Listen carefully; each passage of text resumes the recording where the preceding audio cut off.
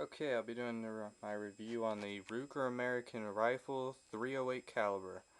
I got this like 3 months ago, something close to that. It's like a late Christmas present to myself. I went around in circles for a while trying to figure out what budget rifle would be the best, at least best for me. That would be reliable, and this gun pretty much topped the list. When you buy it, it comes with this free cheek pad because Ruger said they made the stock a little low. I can't tell the difference, but I like the pad. Soft part is pretty good. Holds 5 shots. You can't see it well in my video because my camera's cheap, but it's all the gun holds at one time anyway, so it's nice and convenient. Has a zipper to keep my scope stuff at all times with me. At least that's what I'd use it for. Has like the little cool Ruger symbol on it. It's pretty nice. The back has the built-in rubber shock absorber pad. You can shoot this gun all day. It's not punishing at all. My shoulder never even got slightly sore from it. And that's pretty good. Moving up stock a little bit. You have these built-in little grip pieces. They're really nice, actually. I can grip it really well. In my opinion, the way this pattern is, it's better than checkering. I do like it. They brought back the Tang safety. Nice, convenient. You can't accidentally hit it or anything if it's on your back with a sling or whatnot. It's pretty good. I've never had an issue out of it yet. I've used it quite a bit. They have the AccuTrigger on this one, which is pretty cool considering this is a budget rifle. It's not even $400. It's paid like $380. It's adjustable 3 to 5 pounds. Has 2 Allen screws underneath it. You undo, stock slides apart. Easy, convenient.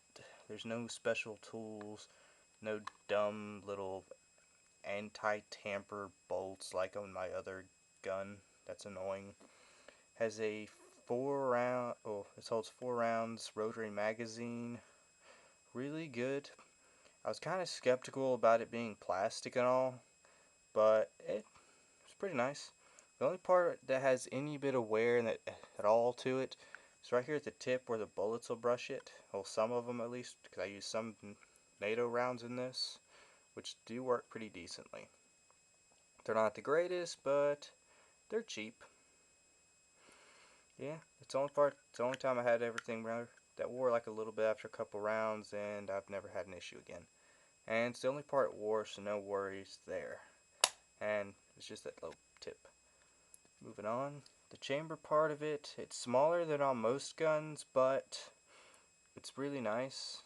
I do like the low profile, smaller part. I did have one bullet jam yesterday because I didn't notice I had a defect in it.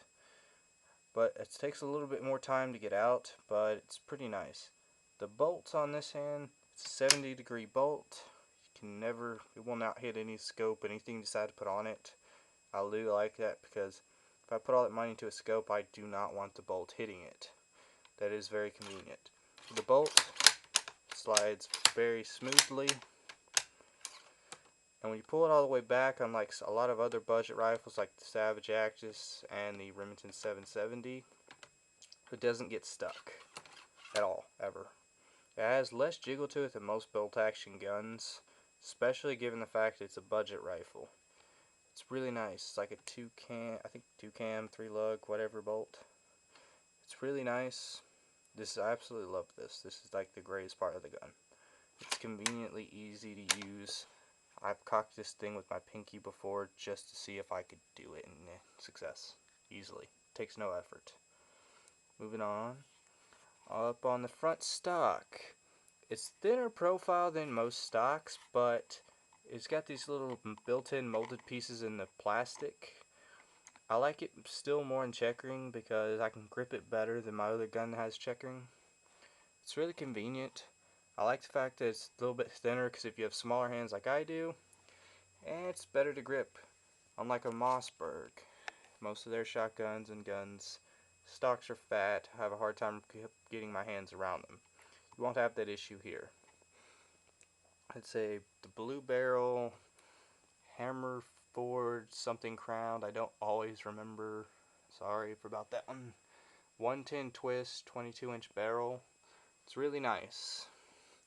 One thing about this is this does scratch fairly easily. That is one drawback I'm not a big fan of, because still, it's pretty good.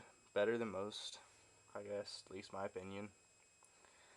Yeah, it's really most of it. You pretty much put, with these wider scope things, you can put any scope bases you want without any issue. I do like that, because I've noticed some other guns were smaller and just kind of looked weird when you put stuff on it. For a budget rifle, I can use cheap crappy ammo, get 1-inch groupings at a little over 100 yards. A lot of people in other reviews say you can't do it. I do it regularly. It's pretty easy. I do it from bipods and whatnot, but it's not that hard to do. It's very accurate for something very cheap. It's very reliable. I've not had any issues with it whatsoever. And it's very lightweight. I mean, my scope, my sling, and these like little 9 to 6, 13-inch Harris bipods is less than 8 pounds. It's pretty light, pretty convenient. I love it. Overall, if you're looking to buy a budget rifle, I highly recommend this. I looked at buying Savage Axis or Remington 770 and some like cheap Mossberg and whatnot. They all just have too many. It's just better. The others have drawbacks I wasn't cool with. This doesn't really have anything. Oh, the stock, almost forgot to tell you. The barrel, not stock, but barrel part of it isn't connected to the stock at all. It's free floated. I don't have a dollar on hand to show you. But the barrel in this doesn't touch. The only part the barrel actually touches anything where it screws into it here. It's all free floated. It's really nice. Really convenient actually. Yep, but I think that pretty much covers it. Oh, no, wait, one more thing.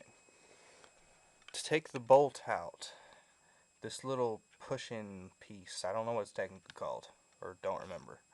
It's really convenient, really easy. Actually, when you take apart to clean your gun, that's actually a very good feature.